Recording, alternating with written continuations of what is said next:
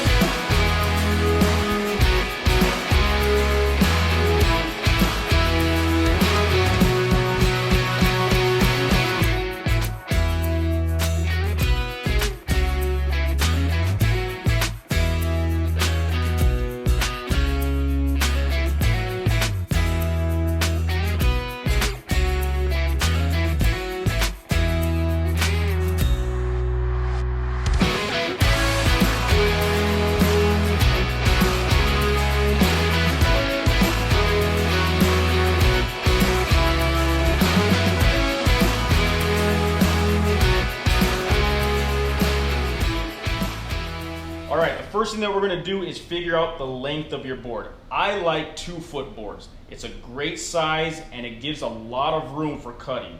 The width itself depends on the size of your planer. The planer that I have is the DeWalt planer and it only fits 13 inches. So I know that I cannot exceed 13 inches for the width of my board. In the end run, I want to make sure that my cutting board is ran through the planer to flatten out the top and the bottom parallel with each other. So 13 inches is as far as I can go width-wise on the cutting board. So let's go ahead and mark out our 2-foot board. The one thing that you want to remember is you want to give yourself a little bit of play on either side of the cutting board so that you can square it off, flush it up with every single piece of wood that you're connecting together within the board. So I am not going to mark 2 feet. I am going to mark 2 feet and 1/4 inch, so basically 24 1/4.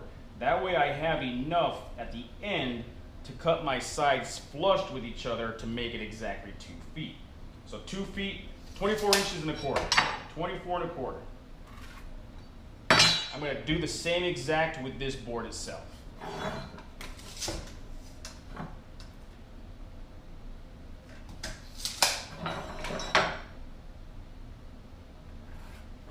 Once I have my markings, I can take this over to the miter saw and we can cut them to size.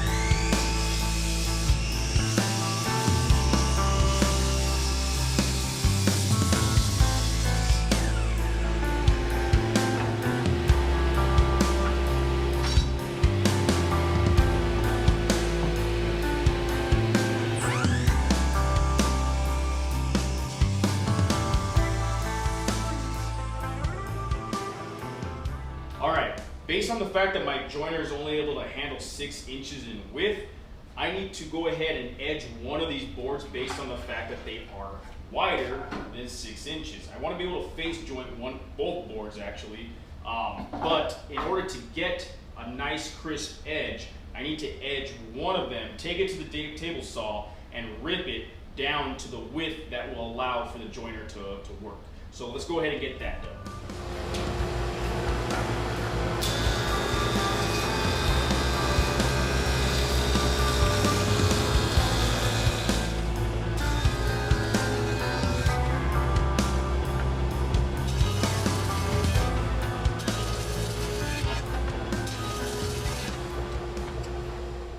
So now that we have both boards that have one side that is flattened out, we're going to use that side to put against the table saw fence so that when we rip it, we will get a parallel line with whatever this side is.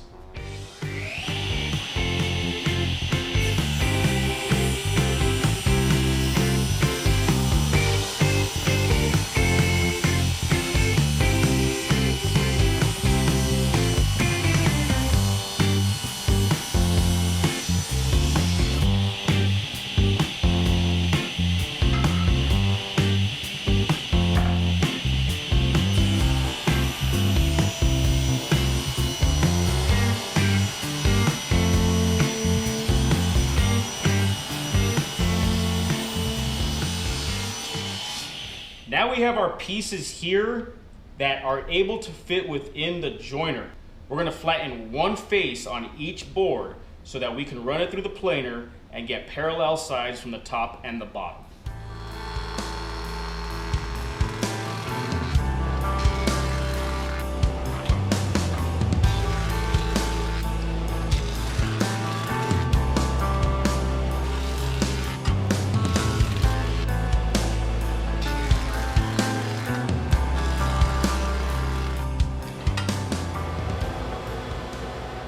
Alright, now that we have all our boards flattened, face jointed on one side, and we have one edge per board, because if you remember, we had used this side on the joiner. Based on the fact that we were able to cut this side on the table saw, it gave me another flat edge for each side. We can put these together, we could flatten these out, put them together and call it a day and have a nice cutting board. And it would work out that way and you would have a face grain cutting board. However, I want to make this thicker. These are 4/4 boards, basically meaning they're 1 inch thick. After flattening them down, and we're going to use them on the planer, they're going to get a little bit less than 1 inch. However, to have a thicker board is always a better look. So I'm going to take this down to 1 1/4 inches for each slat that's going to fit together, and we're going to end up having an end grain cutting board. And if you remember, we have face jointed one side of the board on the joiner. We need to make sure that this part is flat on the base portion of the planer, and we are going to create a parallel side to what is on the bottom of this. Find the moment and make it. Write your headline and raise it to the sky. No one else can create it. Take your banner and raise it to the sky.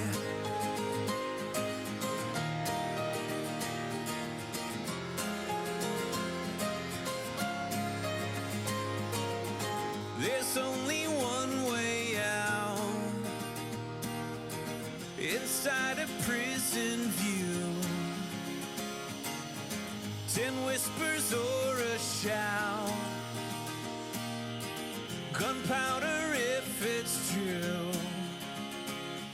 Smoke before the fire, no one else can slay the dragon sleeping inside of you.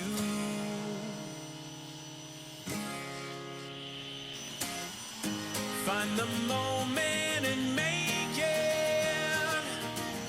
Write your headline and raise it to the sky.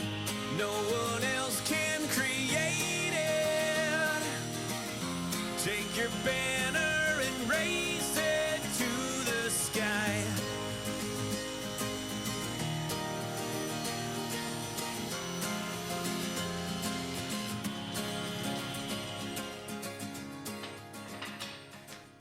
Okay, so now I started adding some accent pieces. If you don't have accent pieces, you're gonna have to buy some in order to make a colorful board.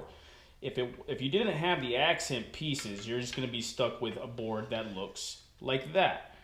And you can see the difference when we start adding more color to a board. Now, there's nothing wrong with having a board that looks like this, but when you have something that looks like this, obviously it's better. We're going to go ahead and play around with how we want this to look, whether you want this to be the top side, this to be the bottom side, you want to move a piece of board or a piece of strip right in the middle of here. Depends on what you want to do with your cutting board. The next step we're going to take is gluing every single piece together. Now, this is going to be held overnight. Once it is glued together, will I be able to run this through the planer, and I'll be able to flush up the edges and even maybe take a table saw blade off the top and the bottom. And that way we have a nice square finish.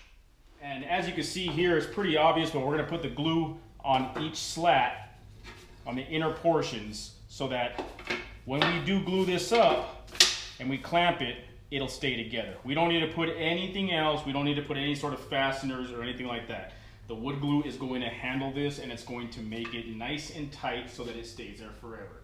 So the way I like to do this is I'm going to set up one slat with the side portion against the base of the clamps, the parallel clamps. And then I'm going to go ahead and start setting this up. Make sure that you have the cutting board in the direction, the color that you want set up. So I'm going to put these just like this.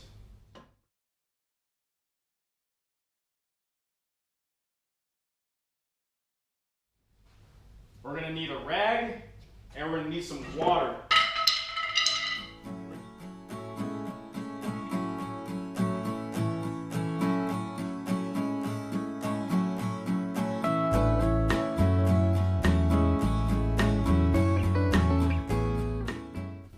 That should be enough. Now again, you can either use a brush and start brushing it flat. Again, I need a new brush, so this one's not going to work as well.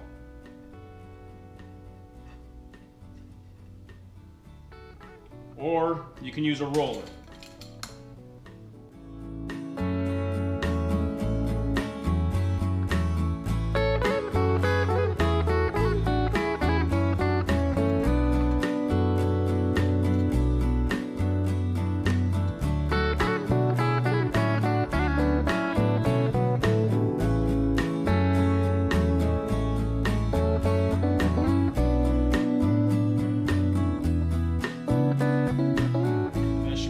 For that first row, let's go ahead and put these on.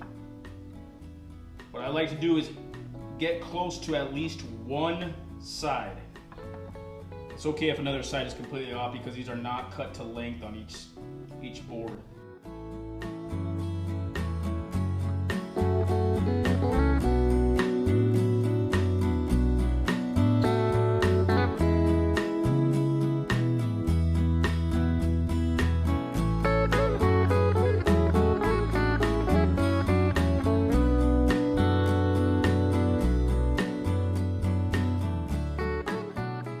Now that we have this board out of the clamp, we are going to use the planer to flatten one side and use the planer to flatten the other. So let's get going.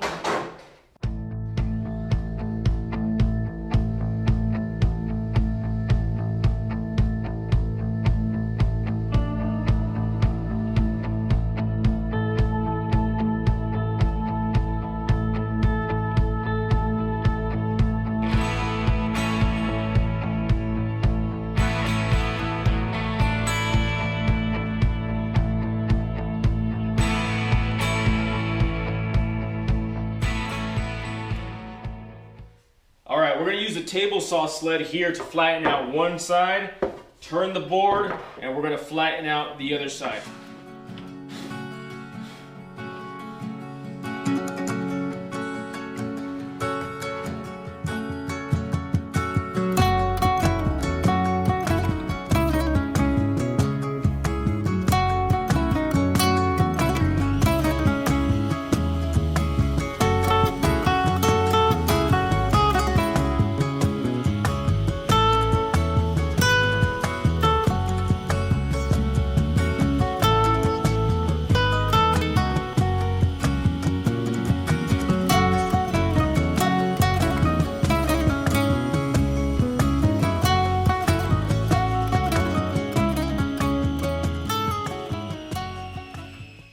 Alright, now that we have everything sized, sides are flat, top, bottom, left, right, up, down, everything is now flat on this board.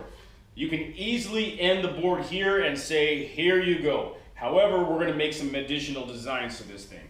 We are going to cut in some juice grooves on one side of the board, as well as use the router to round over the edges. You could decide on whatever design or profile that you want for the edge of or the corners of your board, whether it be a 45-degree cut on the router table or round over. My recommendation, just don't leave it square. Leaving it square makes it look like it was unfinished. You want to have a nice round over at least on one side all the way around. Alright, so the way that this jig works is we're going to have one side permanently placed. This side will never move. However, depending on the size of the board that you build, I have the ability to move this thing up for lengthwise or left or right for widthwise. So I'm going to show you how this works. Every single board, all the side brackets are the exact same size, whether it be the thickness and the height. Everything is the same. This is all done on the table saw. One of these days I'm going to show you how I built this. So we're going to start off by removing some screws here.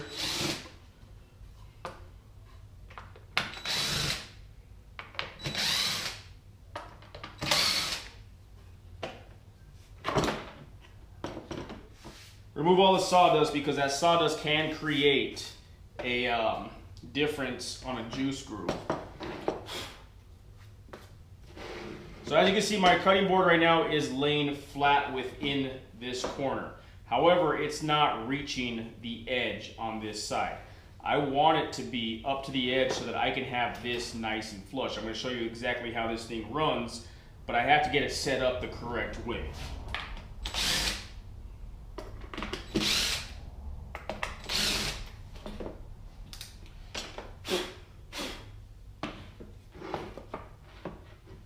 What we want in the end result is for our board to fit in just like this. It's not hard. All we have to do is now screw in the screws to the base plate and make sure that the screws are below the surface. That way they don't interfere with the router. Let's get this one in first.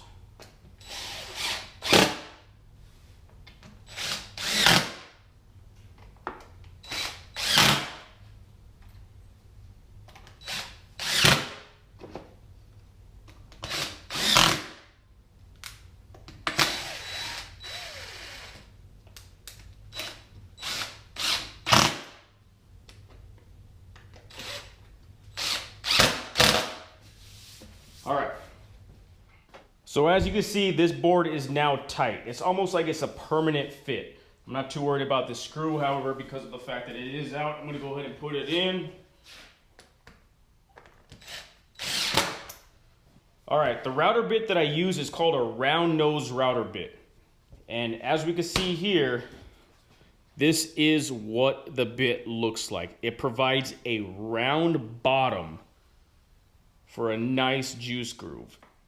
That is the profile we're looking for when it comes to the juice groove. Now, I do not drop my router bit any more than 1/4 of an inch for a juice groove. Many people do it different sizes or they just freestyle it. My set is at 1/4 inch. So I am going to run this router all the way around this jig until I get my juice groove. As you can see here, the router bit will follow exactly where I want it to sit for the juice groove, all the way down. Stops, continues, stops, continues. Now, I take this in 2 paths. I do not take it in one. I don't go the whole 1/4 inch depth.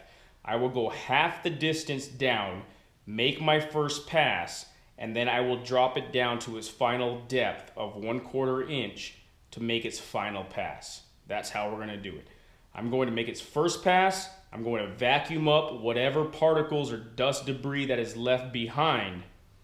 That way it does not interfere with my second pass.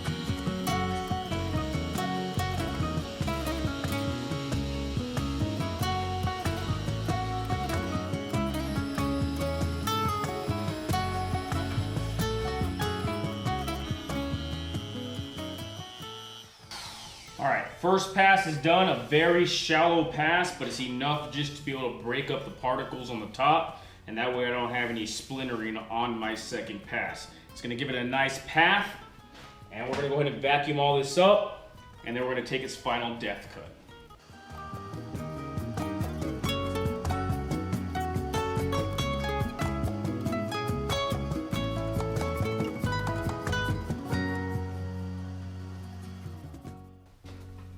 All right, here is pass number 2. We're gonna drop it initially into the groove. We're gonna back it up just a tad, and then we're gonna turn this on. I have my RPM set between 3 and 2, 2 and 3, so about 2.5.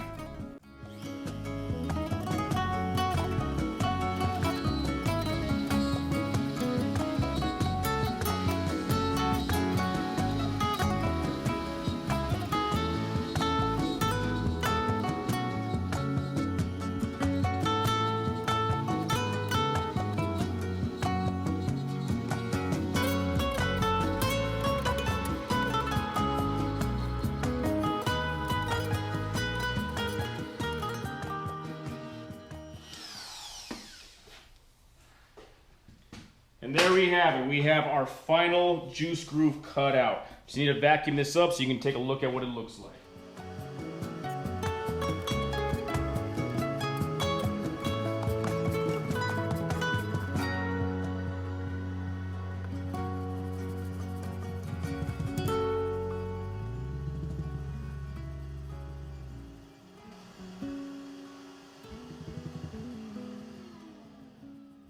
All right, so let's go ahead and remove one of these sidings.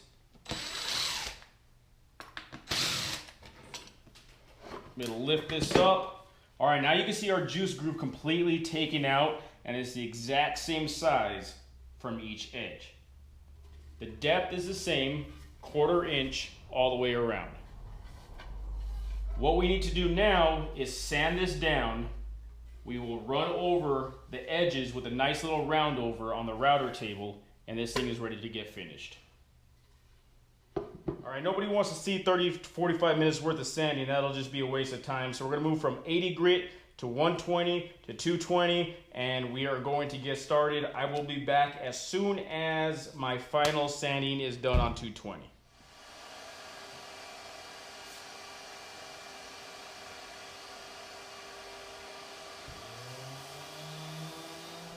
All right, now that we have this all sanded down to 220, you want to make sure that you get your juice grooves in here with a piece of sandpaper. All I do is literally just corner a sandpaper and start running it in through the side. It's this easy to make sure that everything gets cleaned up. You want to edge your sandpaper to one side, one corner, and edge it to the other side on the other corner. That way you get a nice smooth surface on whatever you routed out.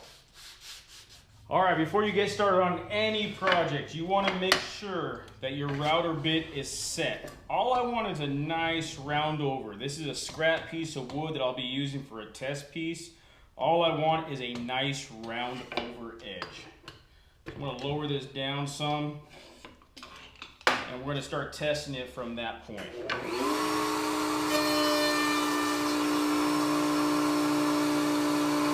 Needs to be raised just a little bit.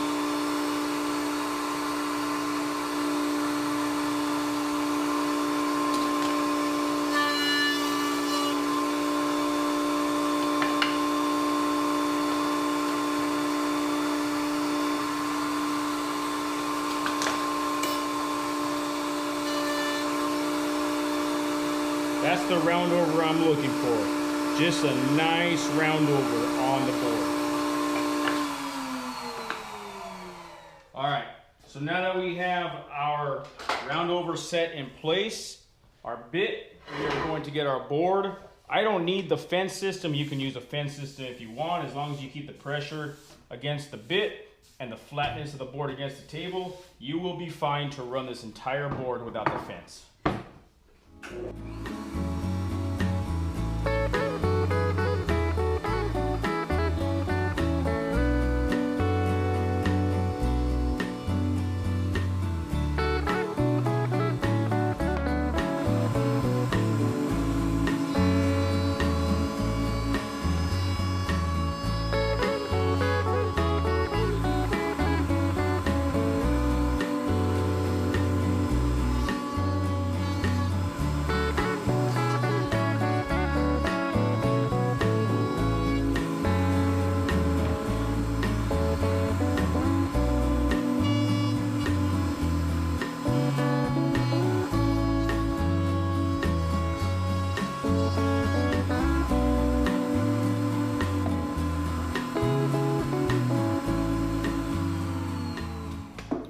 All right, I'm gonna take this back over to the sander just to clean up whatever mess the router made.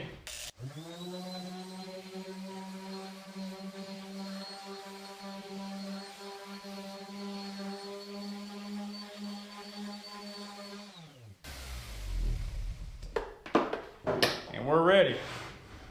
Okay, so now we're gonna install the feet on the bottom of the board here. So what we wanna do is you wanna find about an inch in from each corner.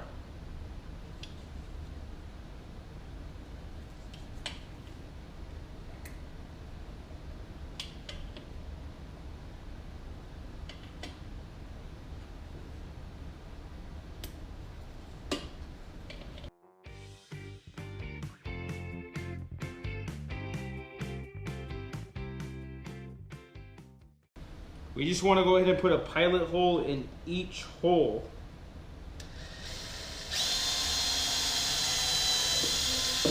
Just make sure you're going straight up and down with the drill bit.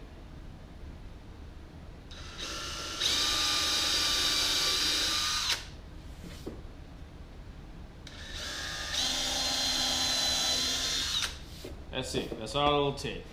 Next, we're going to get a screwdriver. We're not going to drill these in by a drill. We're going to use a screwdriver to hand tighten each and every foot. The way this works, this foot portion obviously goes to the base of whatever the surface is going to be against. So we need to drop this into place. Put the screw tip into the pilot hole you just made. And hand tighten your board. Make sure the head of the screw passes the top portion or the base portion of the foot.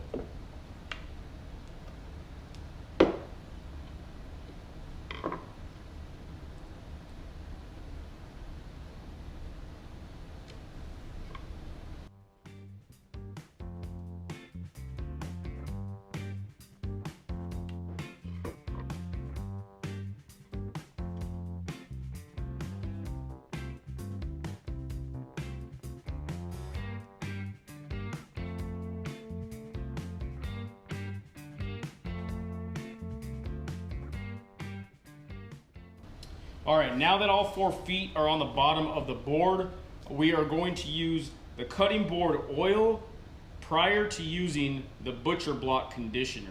We want to put this on for a couple coats, let it sit in. There's a couple steps I need to take before I do this, but this is the process. It's the cutting board oil and then the butcher block conditioner. Before I put the actual finish on the board, there's a couple steps I want to do. First, I want to blow off any excess debris that is on this cutting board from the sanding. Second, I want to soak it with water. I want to let the water penetrate the wood, and once it evaporates and it becomes a clean board again after not being wet, is when I will apply the oil prior to the butcher block conditioner. Those are the steps I need to take. That's what I need to do.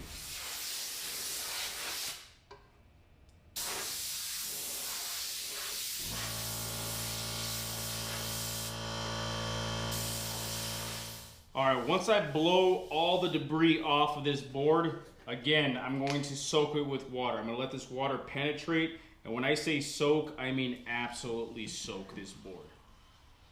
Make sure all edges are covered with water.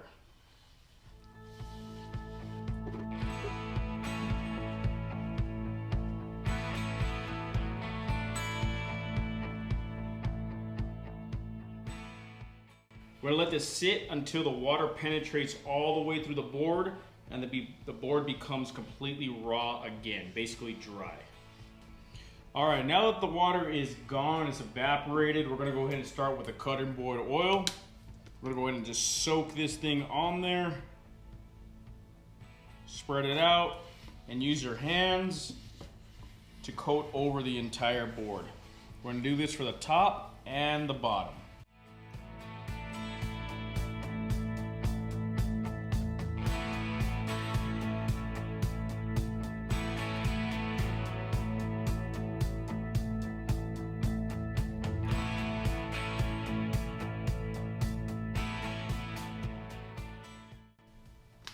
All right, once it's dried, we're gonna go ahead and put on our conditioner. And we're gonna let this thing soak on top. And we're gonna do the same thing to the bottom.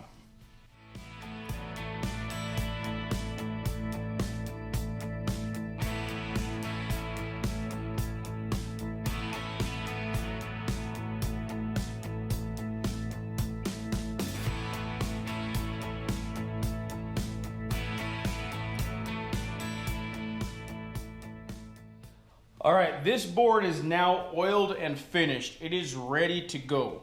The next steps I'm going to take is engraving this board. This is a step that is not required. However, it is a step that I take when I provide these boards to realtors. So again, this board, once it dries, it is ready to go as a gift to anybody or to be used as your own. But the next step that I take after this dries is the engraver. All right, so we have the cutting board and the laser engraver. We have a software we're using called Lightburn. I'll show you the design that we're gonna put on the cutting board itself. The laser engraver is an XTool laser engraver. It's a 10 watt. I love the laser engraver. I haven't had any issues with it. It takes a while to get to learn how to use it, but after you get it down, everything seems to work just fine. So I'll show you the design and we'll get started on this. All right, here is the design that we are going to put on the cutting board. It's a wreath with names inside. Here is the cutting board sitting. It is ready to go. I already have everything dialed in. And the wreath with the name is going to go right in the center of the board. All right, I always double check my framing to make sure that everything is working properly. And once it is, we're going to go ahead and let it get started. It's going to take about an hour and a half to finish this design.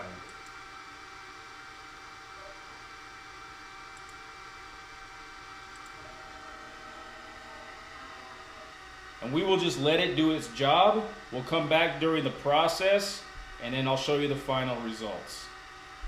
All right, so far the laser engraver is more than halfway through. As we can see, the engraving going on. Same design that was on the computer. All right, here we have the engraving complete. And I am going to go ahead and brand our board. I'm going to put our logo on the bottom right-hand corner.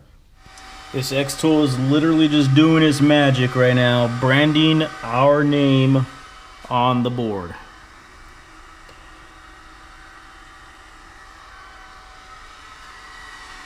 I'll put a link in the description below for everything that I used in this project.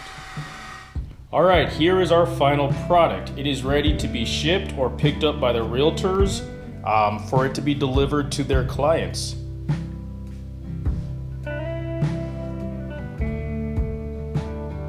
All right, I thank you guys for sticking with me through this project here. I hope this inspired you to go out and make your own cutting boards. The process is not that hard, it's just step by step.